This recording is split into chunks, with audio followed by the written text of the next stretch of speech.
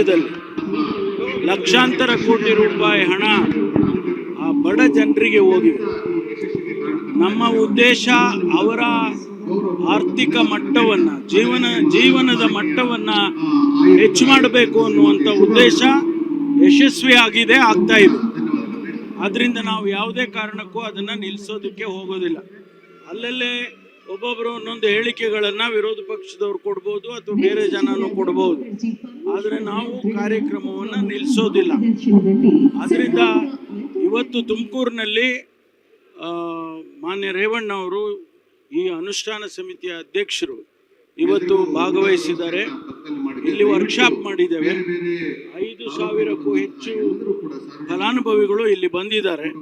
ಅವರೆಲ್ಲರಿಗೂ ಕೂಡ ಇನ್ನೊಂದಷ್ಟು ಹೆಚ್ಚು ಮಾಹಿತಿಗಳನ್ನು ಕೊಟ್ಟಿದ್ದೇವೆ. ಯಶಸ್ವಿ ಕಾರ್ಯಕ್ರಮ ಅಂತ ಹೇಳಿ ನಾನು ಈ ಸಂದರ್ಭದಲ್ಲಿ ಹೇಳೋದಕ್ಕೆ ಬಯಸ್ತೀನಿ.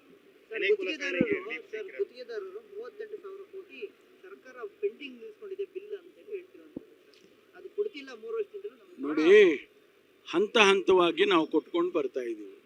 ಹಿಂದಿನ ಸರ್ಕಾರ 1,40,000 ಕೋಟಿ ರೂಪಾಯಿ ಹೆಚ್ಚು ಬಿಲ್ಗಳನ್ನು ಬಾಕಿ ಉಳಿಸಿ ಹೋಗಿತ್ತು. ಅದೆಲ್ಲವನ್ನು ಈಗ ತೀರಿಸ್ಕೊಂಡು ಬರ್ತಾ ಇದ್ದೀವಿ.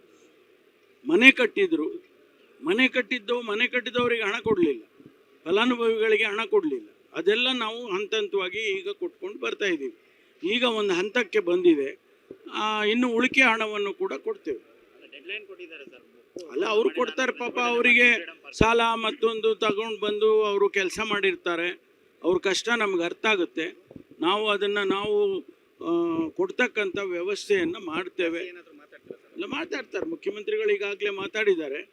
ಆಮೇಲೆ ಸಂಬಂಧಪಟ್ಟ ಸಚಿವರು, ನಮ್ಮ ಇರಿಗೇಷನ್ ಮಂತ್ರಿಗಳು ಡಿ ಕೆ ಶಿವಕುಮಾರ್ ಅವರು ಮಾತಾಡಿದ್ದಾರೆ, ಮತ್ತು ನಮ್ಮ ಲೋಕೋಪಯೋಗಿ ಸಚಿವರು ಮಾತಾಡಿದ್ದಾರೆ. ಅವಶ್ಯಕತೆ ಇದ್ದರೆ ಇನ್ನೂ ಕೂಡ ಮಾತಾಡ್ತಾರೆ.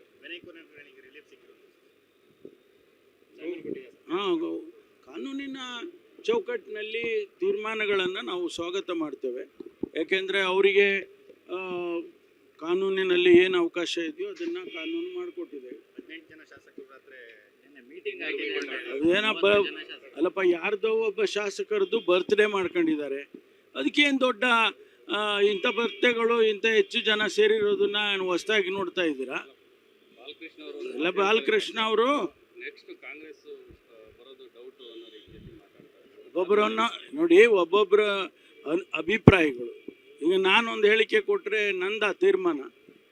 ಜನ ಸಮುದಾಯ ತೀರ್ಮಾನ ಮಾಡುತ್ತೆ. ಈ ರಾಜ್ಯದ ಜನ ತೀರ್ಮಾನ ಮಾಡ್ತಾರೆ.